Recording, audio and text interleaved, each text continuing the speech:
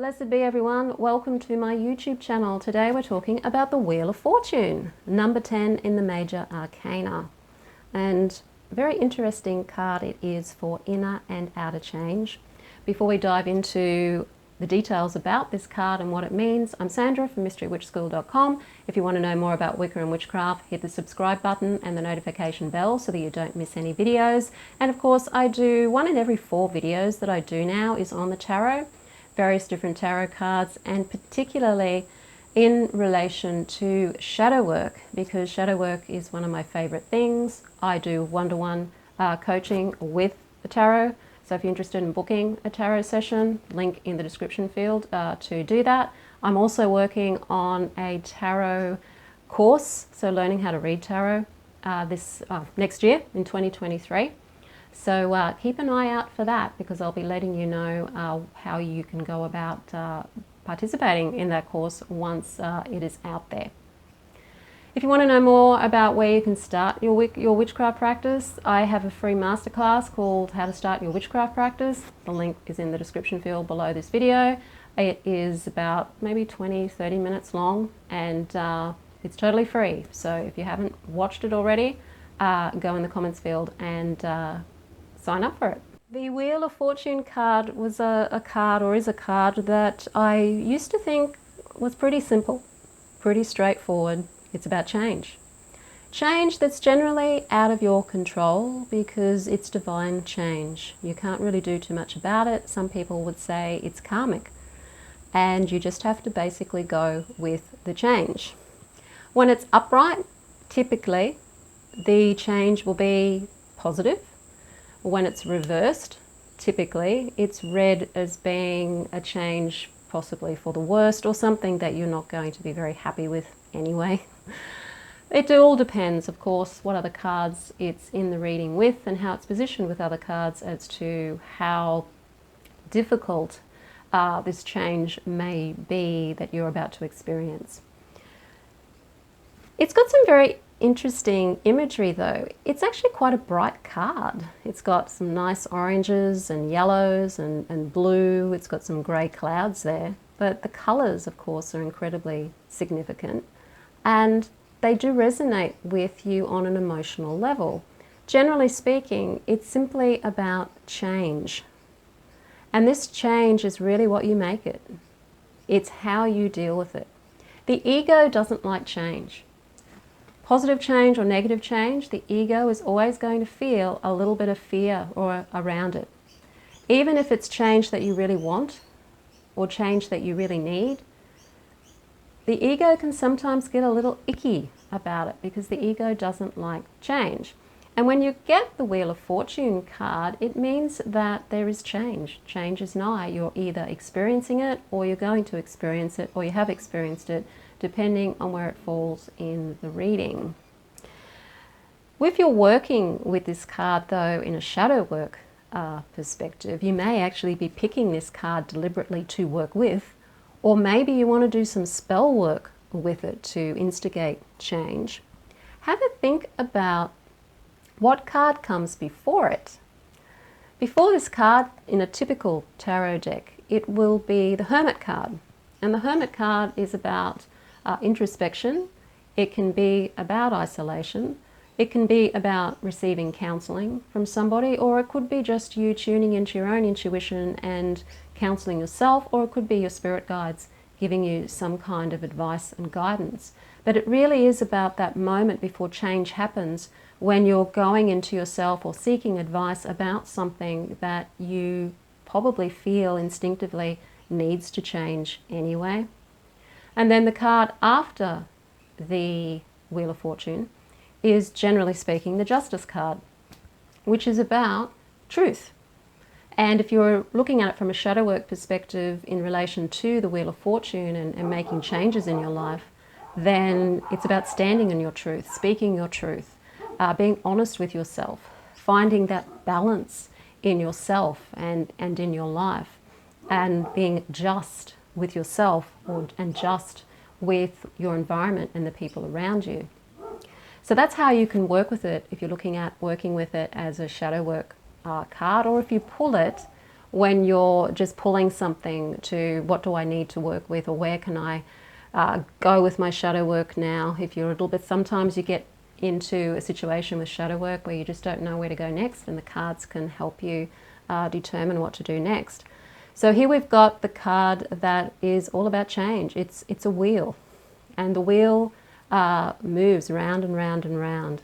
I see it connecting somewhat, not completely, but somewhat, with the principle of rhythm as one of the Hermetic principles, where you have that cycle of ups and downs. The wheel turns and turns again. And so you have this sense of, where are you right now in regards to change? What have you been doing to instigate the change? Before change occurs on the outer, it occurs on the inner or the astral planes first. So if you are experiencing change, or you want to experience change, then it's got to happen in the astral first. And often that means it's got to happen within yourself, from the way that you think and the way that you perceive things first. So how can you make changes, or what changes do you need to make within yourself in order to be able to progress on your path?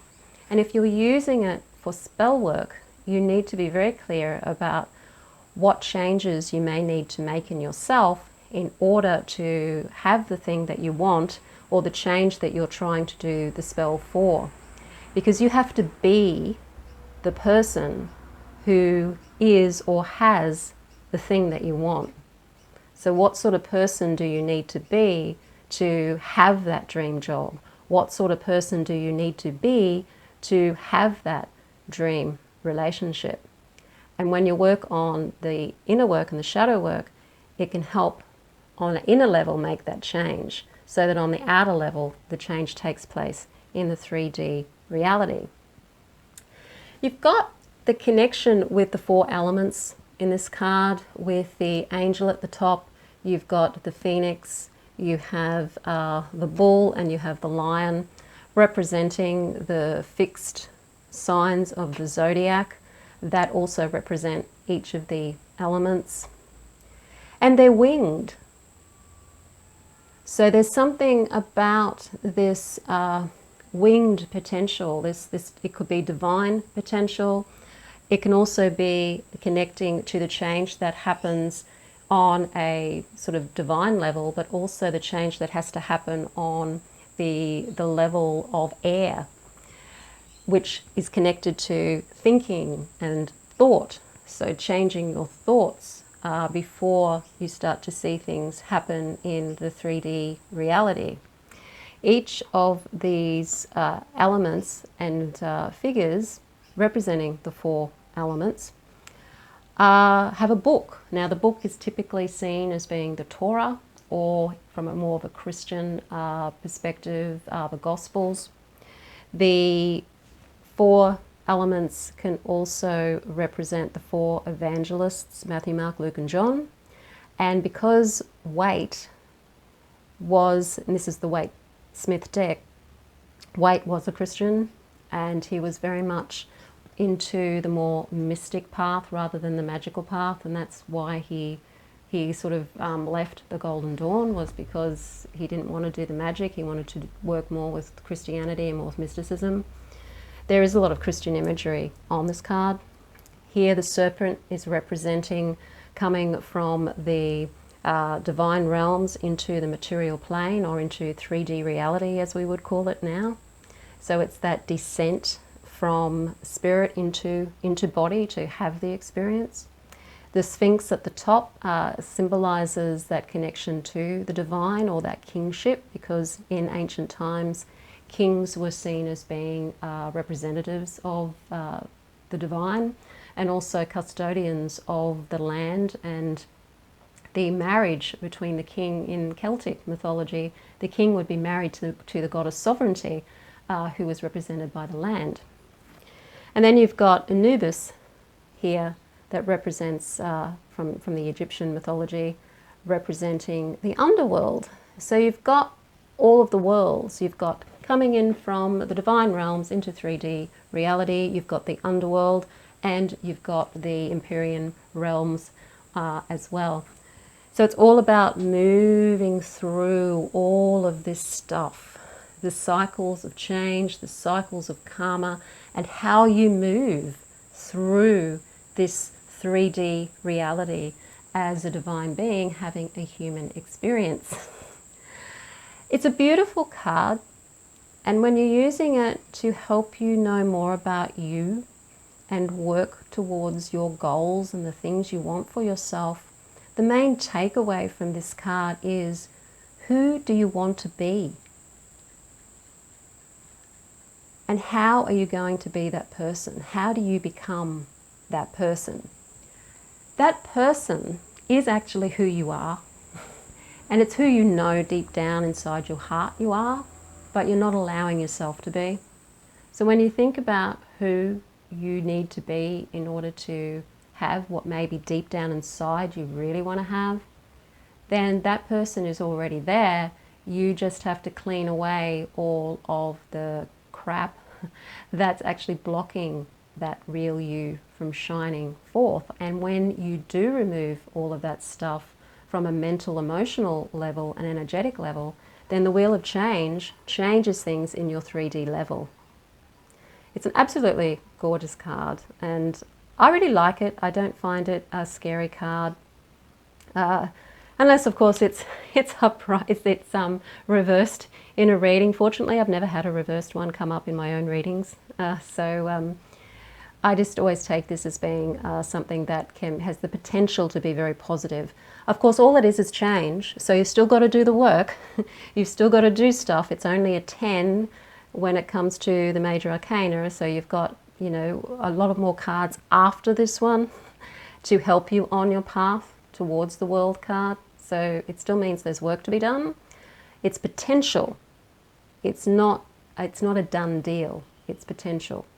Some people see it as a done deal, but if you're looking at it in the greater scheme of things, it's the potential of a done deal. And sometimes it is a done deal. Sometimes it's a divine change that's just come out of the blue and it's going to be really positive and you don't need to lift a finger if it's in a reading. Sometimes it is definitely like that.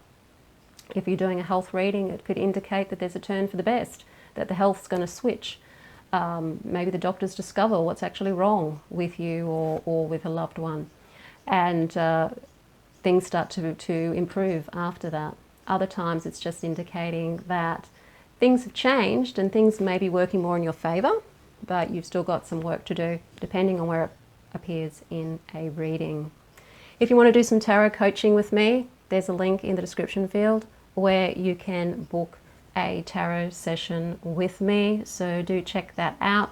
And as I said at the beginning, I am going to be working on a tarot course this year, so at some time in 2023 there will be a tarot course that you'll be able to do through the Mystery Witch School.